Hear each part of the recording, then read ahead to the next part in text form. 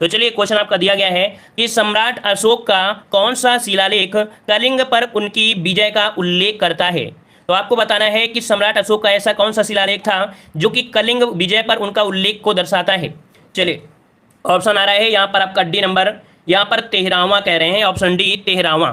मतलब आपका जवाब जो बनेगा वो कौन सा बनेगा, ऑप्शन बन जाएगा डी 13वें, है ना। किसमें, 13वें में आपका हो जाएगा, ऑप्शन आपका डी हो जाएगा। कुल मिला के देखा जाए तो सम्राट अशोक के कुल कितने अभिलेख अभी तक प्राप्त हुए हैं, तो 14 अभिलेख आपके इनके प्राप्त हुए हैं, जिसमें से 13वां अभिलेख सबसे बड़ा माना जाता है और इसी में कहा जाता है कि कलिंग पर उनकी विजय का उल्लेख मिलता है। क्लियर है, आगे बढ़ते हैं। क्वेश्चन दिया गया है कुषाण मूलतः कहाँ के निवासी थे। कुषाण मूलतः कहाँ के निवासी थे। यहाँ पर जवाब आ रहे हैं, ऑप्शन आपका आ रहा है ए नंबर, मध्य एशिया के। तो आपका जवाब बिल्कुल सही है, ये आपके मध्य एशिया के निवासी थे। वहां से निकाले जाने पर ये लोग क्या करते थे, काबुल कंधार में आकर बस गए थे। ठीक है, आते हैं अगले क्वेश्चन को। क्वेश्चन दिया है कि 12वीं शताब्दी के आरंभ में दिल्ली पर किसका शासन था। ये पूछा गया है 12वीं शताब्दी के आरंभ में, और आरंभ की बात किया है तो आपका जवाब क्या बन जाएगा, यहाँ पर बन जाएगा तोमर वंश। क्या बन जाएगा, यहाँ पर 3 का जवाब जो बनेगा वो आपका तोरम क्या है, आपका तोमर वंश है। ठीक है, तोमर वंश इसका जवाब राइट हो जाएगा। और आपको याद भी होगा, हमने आपको बताया था कि दिल्ली पर तोमर वंश का शासन था, है ना, जो कि आपके अनंगपाल दिल्ली के तोमर वंश के संस्थापक थे। कौन, तो अनंगपाल दिल्ली के तोमर वंश के संस्थापक थे। ये क्वेश्चन आपसे पूछा भी जाता है। ठीक है, चलिए आगे बढ़ते हैं। क्वेश्चन दिया गया है कि जयचंद के विश्वासघात के कारण पृथ्वीराज चौहान की पराजय हुई, कालांतर में जयचंद कहां और कब मारा गया। ये भी क्वेश्चन आपके यूपीएससी का सबसे बेहतरीन क्वेश्चन है, पूछा जाने वाला आपका क्वेश्चन है। तो चलिए यहाँ पर देख सकते हैं आपके पास ऑप्शन दिया गया है 4 नंबर में, कह सकते हैं क्वेश्चन नंबर 4 में कुछ लोग जवाब दे रहे हैं बी नंबर, चलिए कुछ लोग जवाब दे रहे हैं डी नंबर। लेकिन याद रखिएगा जब आपका लिखा हो चंदावर और आपका दिया हो 1193, लेकिन वैसे आपका वास्तविक देखा जाए तो कब हुआ था, वास्तविक हुआ था 1194 में, ये आपका युद्ध हुआ था, है ना। 1194 हुआ था, लेकिन अगर 1193 दिया है और आपके साथ में चंदावर दिया है तो आप इसी को जवाब लगा दीजिएगा, है ना, क्योंकि अमीन में 2016 अमीन में यही आपका ऑप्शन सही किया गया था, लेकिन वहां पर ये ऑप्शन नहीं दिया था, इनमें से कोई नहीं, है ना, उनमें से ऐसा कोई ऑप्शन नहीं था, इनमें से कोई नहीं, उस समय ऑप्शन नहीं था। लेकिन अब क्या है, अब आपके पास ऑप्शन दे दिया है, इनमें से कोई नहीं, तो आप क्या करेंगे, अब के अनुसार आप इसको डी लगा सकते हैं आपके एग्जाम में। बस आपकी जानकारी के लिए याद रखना है कि चंदावर का युद्ध हुआ था 1194 में। ठीक है ना, चलिए आगे बढ़ते हैं। क्वेश्चन दिया है कि पहली बार भारत पर आक्रमण करने वाला मुस्लिम कौन था। चलिए बताइएगा, पहली बार भारत पर आक्रमण करने वाला मुस्लिम कौन था, आपने पढ़ा भी होगा।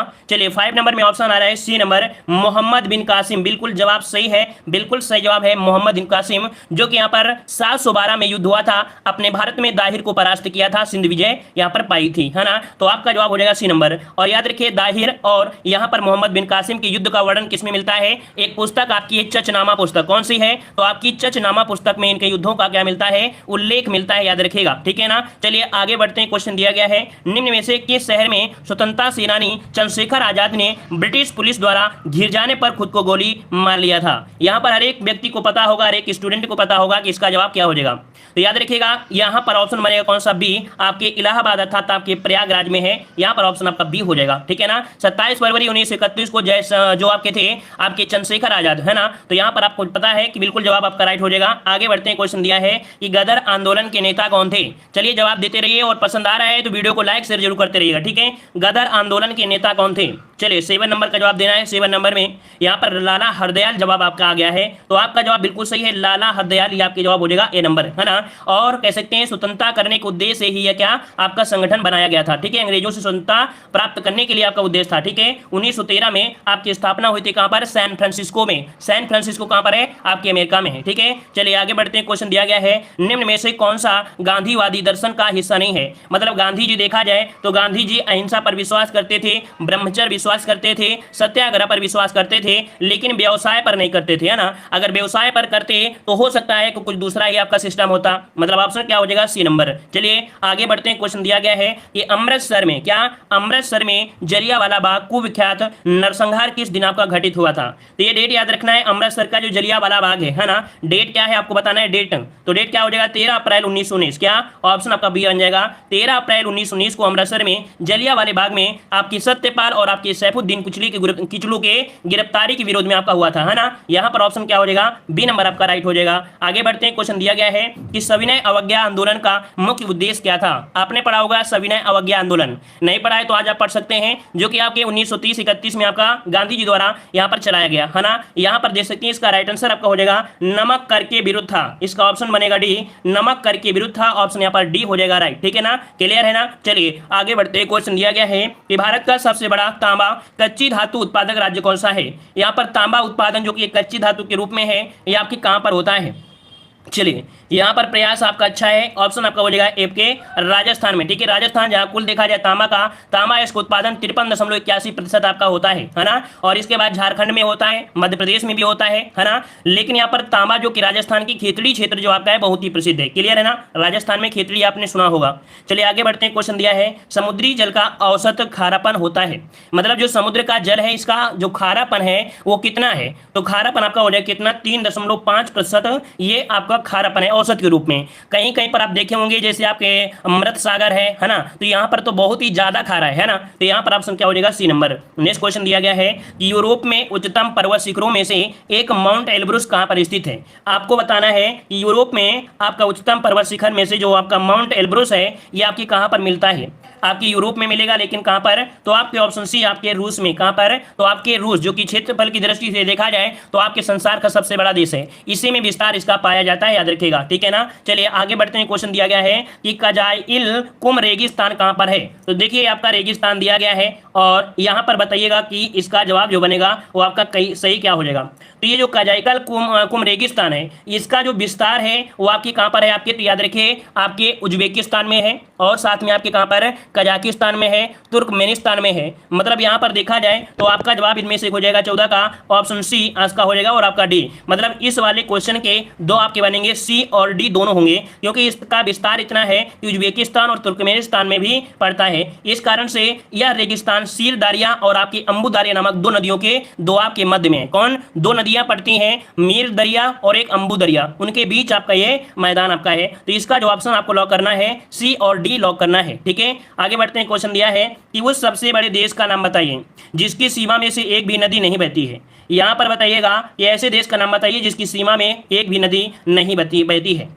तो ये आपकी कौन सी, सऊदी अरब आपने नाम सुना होगा, जो कि विश्व का सबसे बड़ा नदी विहीन देश है ना। मतलब यहाँ पर नदी आपका है नहीं है। विश्व में ऐसे 17 अन्य देश भी हैं जहाँ कोई भी आपकी नदी नहीं है, जैसे ओमान हो गया, कतर हो गया, कुवैत हो गया, है ना। यहाँ पर आपके नहीं है, लेकिन यहाँ पर पूछा है सबसे बड़े देश का नाम, तो आपका यहाँ पर हो जाएगा क्या, सऊदी अरब हो जाएगा। कुल देखा जाए तो विश्व में आपके 17 ऐसे देश हैं जहाँ पर आपकी नदियाँ नहीं है, ठीक है। आगे बढ़ते हैं, क्वेश्चन दिया है कि भारत में राष्ट्रीय आय से संबंध आंकड़े तैयार करने वाली जो संस्था है वो आपकी कौन सी है।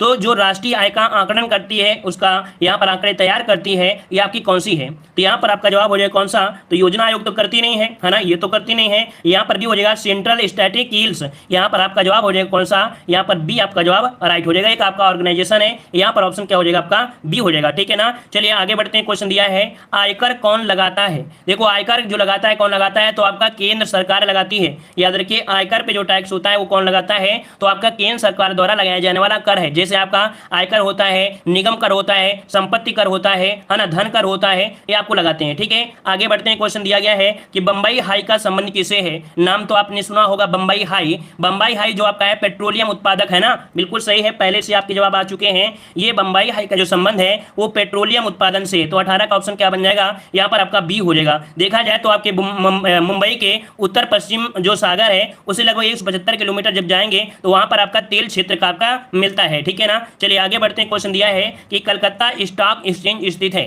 कलकत्ता स्टॉक एक्सचेंज जो स्थित है ये आपके कहाँ पर स्थित है। तो चलिए यहाँ पर इसका जवाब देना है। ये आपके स्थित है कहाँ पर, सुभाष रोड, वहाँ पर एक है सुभाष रोड, ठीक है। यहाँ पर ऑप्शन डी हो जाएगा, नेताजी सुभाष रोड स्थित है और इसकी स्थापना हुई थी 1908 में। कब, 1908 में इसकी स्थापना की गई थी कलकत्ता स्टॉक एक्सचेंज की, ठीक है ना। चलिए आगे बढ़ते हैं, क्वेश्चन दिया है कि भारत में पंचवर्षीय योजना को किसने विकसित किया है। चलिए 20 का ऑप्शन बताना है 20 नंबर में। तो भारत में पंचवर्षीय योजना को किसने विकसित किया? तो यहाँ पर आपका जवाब आ रहा है 20 नंबर में ऑप्शन बी। यहाँ पर देखो आपके दिया है पीसी महालनोबिस, है ना, इनके प्रयासों से ही ये आपका विकसित किया गया है। और द्वितीय पंचवर्षीय योजना जो आपकी थी इन्हीं के मॉडल पर आपकी तैयार की गई थी और ये 4 क्षेत्रीय मॉडल पर आपकी आधारित थी, है ना। तो आपका जवाब क्या हो जाएगा? बी नंबर आपका हो जाएगा। आगे बढ़ते हैं। क्वेश्चन दिया है कि भारत का संविधान लिखा गया था, भारत का संविधान लिखा गया था, यहाँ पर 21 का जवाब देना है। क्या जवाब इनमें से हो जाएगा? तो देखिए यहाँ पर दिया है 2 वर्ष से अधिक किंतु 3 वर्ष से कम, है ना। मतलब पहला ही जवाब आपका सही हो जाएगा क्योंकि 2 वर्ष 11 माह और आपका 18 दिन का समय लगा था। और देखा जाए तो कुल 114 दिन की बहस भी हुई थी। क्या? कुल 114 दिन की इसमें से बहस हुई थी और पैसा लगे थे कितने? तो आपके 63,96,729। कितना? 63,96,729 रुपए इसमें से व्यय हुए थे। तो ये भी पॉइंट आपको याद रख लेना है। आगे बढ़ते हैं। क्वेश्चन दिया है कि भाषा के आधार पर राज्यों का पुनर्गठन किस वर्ष से किया गया? यहां पर आपसे पुनर्गठन दिया है और आपका जवाब क्या हो जाएगा? यहां पर ऑप्शन आपका हो जाएगा डी, आपकी 1956। क्या? 1956 इसका जवाब राइट हो जाएगा। इसके अंतर्गत आपकी 14 राज्य और 6 संशासित प्रदेशों का गठन किया गया था। क्लियर है? आगे बढ़ते हैं। क्वेश्चन दिया गया है, यहां पर क्वेश्चन दिया है कि संवैधानिक उपचारों का अधिकार के तहत आपका आता है। संवैधानिक उपचारों का अधिकार जो आपका है कैसा अधिकार है? ये किसके अंतर्गत आपका आता है? तो ये आता है आपके किसमें से? चलिए काफी लोग जवाब दे रहे हैं यहाँ पर। ये नंबर आपके मौलिक अधिकार के अंतर्गत आता है। तो जवाब बिल्कुल सही है क्योंकि आर्टिकल नंबर आपका 32 जो आपका है मौलिक अधिकार के अंतर्गत ही आता है। अगर आपके मौलिक अधिकार में हनन होता है तो आप रिट के माध्यम से सुप्रीम कोर्ट जा सकते हैं, जहां पर 5 प्रकार की रिटें होती हैं। बंदी प्रत्यक्षीकरण मिलेगा, परमादेश भी होता है, अधिकार परीक्षा होता है, प्रतिषेध होता है और आपका उत्प्रेषण होता है। ठीक है। चलिए अगला क्वेश्चन दिया गया है कि भारत के पहले प्रधानमंत्री पंडित जवाहरलाल नेहरू ने 14 अगस्त 1947 की मध्यरात्रि को नियति से वादा अर्थात ट्रस्ट विद डेस्टिनी शीर्षक भाषण कहां से दिया? तो ये बताइएगा कि नियत से वादा ऐसे आपको याद रखना है। और इन्होंने जो भाषण दिया था आपके संसद से अर्थात संविधान सभा, यहाँ पर ऑप्शन क्या बनेगा? यहाँ पर सी जवाब आपका राइट हो जाएगा। 14 अगस्त 1947 को मध्य रात्रि को इन्होंने भाषण दिया था। ठीक है, ऑप्शन सी। नेक्स्ट क्वेश्चन दिया गया है कि भारतीय संविधान के किस अनुच्छेद के तहत उपराष्ट्रपति का चुनाव होता है? यहाँ पर उपराष्ट्रपति के चुनाव से संबंधित बात किया गया है, ना कि राष्ट्रपति के चुनाव से। ठीक है ना। तो यहाँ पर देखो 25 का जवाब क्या बनेगा? चलिए यहाँ पर देखो जवाब आ रहे हैं ऑप्शन आपका सी, अनुच्छेद 66, है ना। अनुच्छेद 66 के तहत उपराष्ट्रपति के चुनाव की प्रक्रिया का वर्णन किया गया है, जिसमें से लोकसभा और राज्यसभा क्या करते हैं? सभी सदस्य मिलकर इनका चुनाव करते हैं। ठीक है ना। क्लियर है। और आगे बढ़ते हैं। क्वेश्चन दिया गया है कि निम्नलिखित में से कौन सा रोग पुरुषों की तुलना में महिलाओं में बहुत कम होता है? यहाँ पर बताइए महिलाओं में ऐसा कौन सा रोग है जो कम होता है? तो देखो यहाँ पर जो आपका डी है वर्णांता, ये मनुष्य में ज्यादा होता है, सॉरी मतलब जो पुरुष होते हैं उनमें ये रोग ज्यादा देखने को मिलता है। लाल और हरे की पहचान करने की क्षमता नहीं रह जाती है ना। यह जो आपका होता है आपके यहाँ पर किसमें? तो आपकी पुरुषों में ज्यादा होता है। इस रोग की जो वाहक होती है वो स्त्रियां जरूर होती है ना, क्योंकि उन्हीं के माध्यम से जनरेशन आगे बढ़ेगी कि नहीं बढ़ेगा। तो इसका मतलब है वाहक इन्हीं के माध्यम से होते हैं। ठीक है। अगला क्वेश्चन दिया गया है कि नाइट्रिक अम्ल किस धातु पर बेअसर होता है?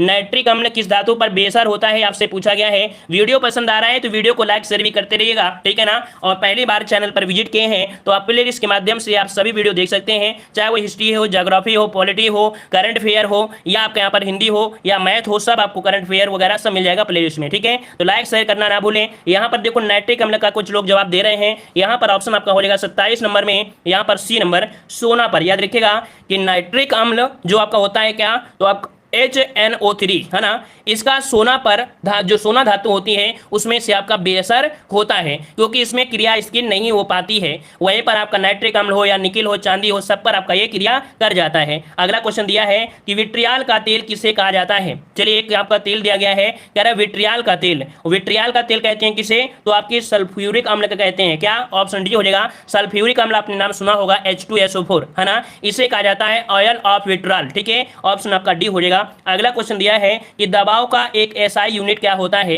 यहां पर आपके साइंस के क्वेश्चन दिया गया है और आपको पता है कि दाब P बराबर होता है F अपान A। अगर आपको नहीं आता है तो भी निकाल सकते हैं। दाब P बराबर F अपान A होता है। मतलब यहां पर फोर्स मतलब आपका न्यूटन हो गया और यहां पर A है क्षेत्रफल, मतलब हो गया क्या? तो आपका यहां पर मीटर, क्षेत्रफल होता है स्क्वायर, तो न्यूटन प्रति मीटर स्क्वायर आपका जवाब राइट हो जाएगा। और इसका एक दूसरा भी आपका होता है पास्कल, क्या, जिसे पास्कल कहा जाता है, तो ऑप्शन इसका सी हो जाएगा। ठीक है। आगे बढ़, ये कैसी राशि है? तो क्या आपकी अदिश राशि है। चलिए अगला क्वेश्चन दिया है 1 वोल्ट कितने के बराबर होता है? 1 वोल्ट कितने के बराबर होता है? यहाँ पर 30 का जवाब पूछा गया है। यहाँ पर ऑप्शन हो जाएगा 1 जूल प्रति कूलम, है ना। यहाँ पर ऑप्शन क्या बन जाएगा, यहाँ पर ऑप्शन बनेगा बी नंबर। और यह विद्युत विभव का मात्रक भी होता है, याद रखिएगा, यह विद्युत विभव का मात्रक भी होता है। अगला क्वेश्चन दिया गया है यार आपसे, संगत कार का अर्थ क्या हो जाएगा।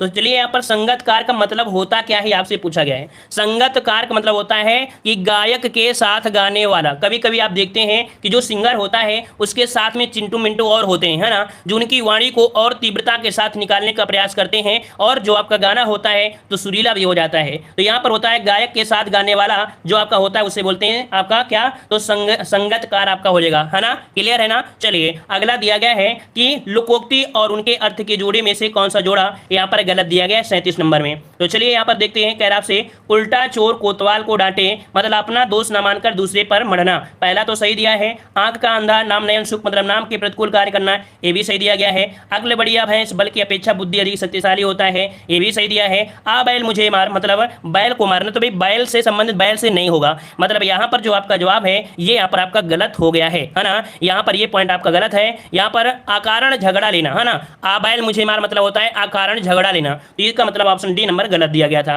अगला क्वेश्चन दिया गया है, निम्नलिखित में से किस देश में हिंदी भाषा का प्रयोग लिखने एवं बोलने में भी किया जाता है। ऐसे देश का नाम बताइए जहां पर हिंदी को लिखने और बोलने में भी प्रयोग करते हैं, ये आपका कौन सा है। तो बहुत ही अच्छी बात है, आप लोगों ने सभी जवाब दिया है। यहाँ पर आपका मॉरिशस देश, है ना। मॉरिशस देश आपके देश की बहुत ही हेल्प करता है, बहुत ही ज्यादा। ऑप्शन क्या हो जाएगा, डी नंबर आपका हो जाएगा। अगला क्वेश्चन आपसे दिया है कि सूरदास किस भाषा की रचना है। सूरदास देखो दिया, ये नहीं नाम नहीं दे रहा है, दिया है सूरदास, ये क्या है, एक रचना है, ये किस भाषा की रचना है 39 नंबर में।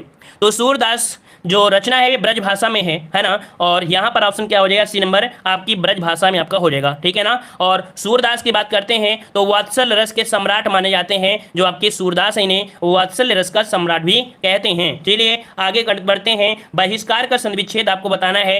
वीडियो को भी लाइक नहीं किया तो वीडियो को लाइक जरूर करिएगा, ठीक है। जितने लोग भी जुड़े हैं एक बार वीडियो को भी लाइक करिएगा। उम्मीद है आप लोगों को लग रहा होगा कि नहीं क्लास आपकी अच्छी चल रही है, मेहनत भी हम कर रहे हैं, तो वीडियो को लाइक शेयर करते रहिएगा। चलिए बताइए बहिष्कार में, तो 40 नंबर में कुछ लोगों ने जवाब ऑलरेडी दे दिया है बहिधनकार। अब यहाँ पर जो आंसर आपका ए नंबर है आपका हो जाएगा बहिधनकार, क्योंकि यहाँ पर जो सा होता है यही आपको हटाकर विसर्ग का स्थान ले लेता है, तो ऑप्शन ए हो जाएगा। अगला क्वेश्चन दिया गया है, यहाँ पर करंट अफेयर से क्वेश्चन दिया है, कह रहा है आपसे यहाँ पर कि रेवाड़ी मदार सेक्शन फ्रंट कॉरिडोर की लंबाई जो है वो आपकी कितनी है। चलिए यहाँ पर 61 नंबर जवाब देना है। 61 का आंसर जो आपका बनेगा वो आपका कौन सा बन जाएगा।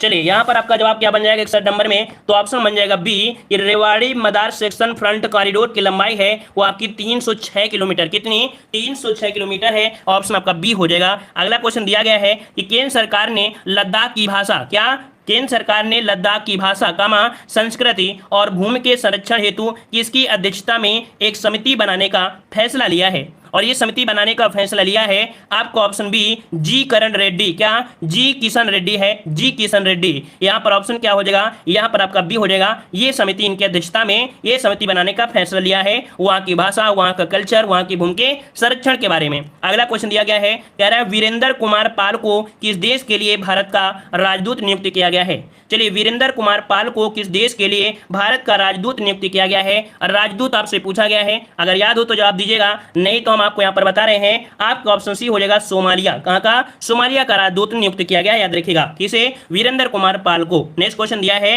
कि सत्यापाल का निधन हो गया है, वो क्या थे। सत्यपाल का निधन हो गया, नाम सुने होंगे। इनका जो संबंध है एक फैशन डिजाइनर थे, क्या, ये सत्यपाल एक फैशन डिजाइनर थे। यहाँ पर ऑप्शन क्या बन जाएगा, ए नंबर इसका राइट हो जाएगा।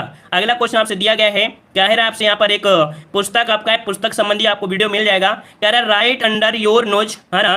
तो पुस्तक के लेखक पूछा गया है, इस पुस्तक के जो लेखक हैं वो आपके कौन हैं। इस पुस्तक के लेखक हैं आर गिरधरन, कौन है, ऑप्शन बी हो जाएगा। नोट करिएगा, स्क्रीनशॉट भी इसका ले लीजिएगा जल्दी से, ठीक है। यहाँ पर इसका स्क्रीनशॉट लीजिए, ऑप्शन बी हो जाएगा। जितना हम टेस्ट पेपर कराते हैं उसकी जितनी भी बुकें हैं उसका स्क्रीनशॉट लीजिए और कॉपी में नोट कर लीजिएगा। बस इतने ही मॉडल पेपर के अगर क्वेश्चन आप सॉल्व कर लोगे तो कहीं ना कहीं यहीं से किताबें आपको किताबें मिल जाएंगी, ठीक है ना। क्योंकि ये किताबें ऐसी होती हैं जो करंट से रिलेटेड आपकी किताबें होती हैं, ठीक है ना, जिनका विमोचन कहीं ना कहीं अभी हाल ही में हुआ होता है या ना किसी से जुड़ा होता है।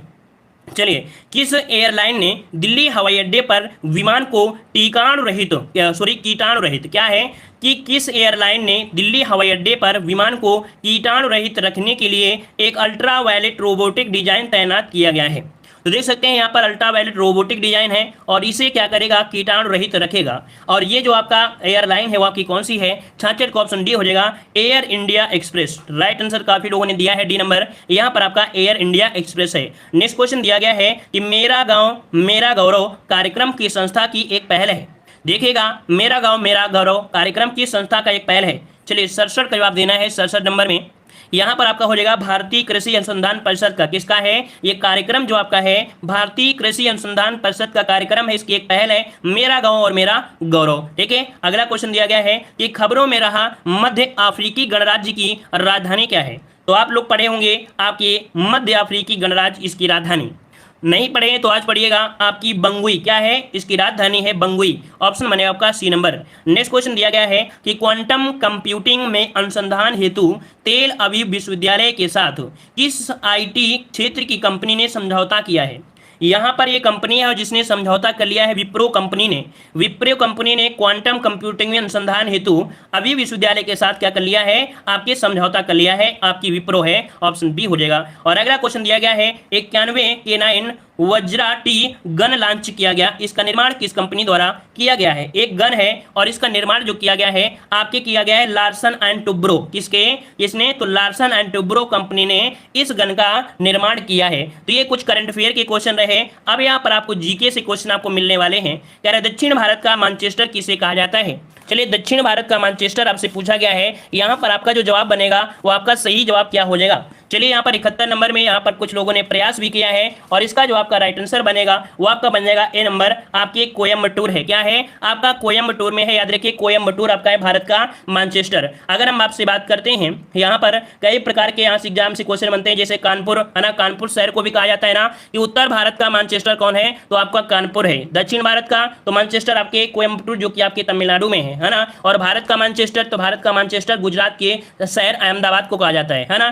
तो ये 3 पॉइंट आपको याद रखना है। अगला क्वेश्चन दिया है माले की राजधानी है, माले राजधानी है किसकी राजधानी, तो माले से आपको याद है आपके मालदीव है ना। ऑप्शन क्या हो जाएगा, बी नंबर आपका हो जाएगा, जो कि आपके हिंद महासागर में स्थित एक प्रवाल द्वीपों का क्या है, समूह है। ठीक है, और यहाँ पर 1192 टापू हैं, कितने 1192 टापू हैं। ठीक है, जिसमें से लगभग 200 पर बस्ती आपकी है, 200 द्वीपों पर बस्ती निवास करती है। आगे बढ़ते हैं, क्वेश्चन आपसे दिया गया है, कह रहा है कि भारत में राष्ट्रपति अपना कार्यकाल पूरा होने के पहले अपना त्यागपत्र किसको सौंपते हैं। भारत में राष्ट्रपति अपना कार्यकाल पूरा होने से पहले त्यागपत्र किसको सौंपते हैं, 73 नंबर जवाब देना है। तो 73 का ऑप्शन आपका बी हो जाएगा, आपका उपराष्ट्रपति हो जाएगा। क्या उपराष्ट्रपति आपका जवाब हो जाएगा। नेक्स्ट क्वेश्चन दिया है कि लोकसभा की सदस्यता के लिए उम्मीदवारों की न्यूनतम आयु क्या निर्धारित की गई है।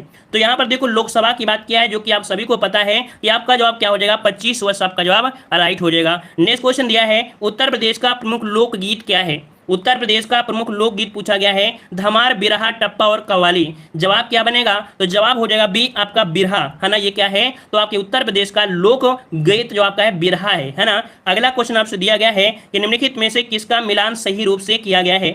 यहाँ पर देखो दिया गया है मिलान कौन सा है, तो देखो नेहरू ट्रॉफी क्या दिया है, नेहरू ट्रॉफी दिया है टेनिस से, बल्कि नेहरू ट्रॉफी का संबंध है आपकी किससे, तो देखो यहाँ पर भाई गलती कह सकते हैं, सही मिलान है ना। तो देखो ये जो आपका है BC राय ट्रॉफी, ये फुटबॉल से संबंधित है। याद रखिएगा ये जो ट्रॉफी है कौन सी, BC राय ट्रॉफी, ये फुटबॉल से संबंधित है। वहीं पर जो आपकी होलकर ट्रॉफी है, होलकर ट्रॉफी ये संबंधित है ब्रिज से। और रिलायंस कप जो संबंधित है क्रिकेट से संबंधित है। और आपकी नेहरू ट्रॉफी आपकी नौका रेस से है, जो कि हमने आपको कल बताया भी था। ठीक है ना, तो ऑप्शन बी हो जाएगा राइट। नेक्स्ट क्वेश्चन दिया गया है, यहाँ पर दिया गया क्या, कह रहा आपसे यहाँ पर पंडित शिव कुमार शर्मा किसके वादक हैं। यहाँ पर पंडित शिव कुमार शर्मा जैसे ही भी नाम आता है तो आप तुरंत जवाब दे सकते हैं, क्योंकि कितनी बार आपने पढ़ा है, 77 का ऑप्शन बी आ रहा है। पंडित शिव कुमार शर्मा ये सुप्रसिद्ध भारत के क्या हैं, संतूर वादक हैं। ऑप्शन बी हो जाएगा। इन्हें संगीत नाटक अकादमी द्वारा पुरस्कार भी दिया गया है, पद्म श्री पुरस्कार भी मिला है, पद्म विभूषण भी मिला है। याद रखिएगा ऑप्शन बी हो जाएगा। नेक्स्ट क्वेश्चन दिया है कि बिरजू महाराज का संबंध निम्नलिखित में से किस शास्त्रीय नृत्य से है। तो बिरजू महाराज का आप लोग सभी लोग जानते हैं कि इनका जो संबंध है किससे है, तो आपके कथकली से है या कथक से है। तो आपका जवाब बन जाएगा कौन सा, बी कथक से संबंधित है। किससे, कथक से संबंधित है ना। वहीं पर देख सकते हैं कथकली जो आपकी वो आपकी केरल की है ना, केरल की है। आगे बढ़ते हैं, क्वेश्चन दिया गया है कि कला का अभ्यास भारतीय उपमहाद्वीपीय के मिथिला क्षेत्र में किया जाता है। यहाँ पर ऐसा कौन सा आपका कह सकते हैं कि अभ्यास है जो कि मिथिला क्षेत्र की बात करते हैं तो आपकी बिहार क्षेत्र में आपका है। ये है आपकी मधुबनी जो आपकी लोक कला है ये आपकी बिहार की है। बिहार में देखा जाए तो आपकी कह सकते हैं कि बिहार के कई जगह आपकी ये बहुत ही ज्यादा आधुनिक रूप से आपकी मनाई भी जाती है और आपकी वहां की दीवारों में, कपड़ों में, कागज पर इसकी पेंटिंग भी आपकी होती है। अगला क्वेश्चन दिया गया है ये पंडित शिव कुमार शर्मा का संबंध संगीत के किस वाद्य यंत्र से है। यहाँ पर देखो क्वेश्चन दिया गया है आपसे, यहाँ पर पंडित शिव कुमार शर्मा, इसका जवाब आपको देना है। सही जवाब इनमें से क्या हो जाएगा? पंडित शिव कुमार शर्मा का संबंध है ये किससे है? तो 80 का जवाब आप सभी को कमेंट बॉक्स में कमेंट करना है, क्योंकि अभी भी इसी प्रश्न का हमने जिक्र किया था। इसका जो जवाब, चलिए सभी को जय हिंद, सभी को नमस्कार, जुड़े रहने के लिए धन्यवाद।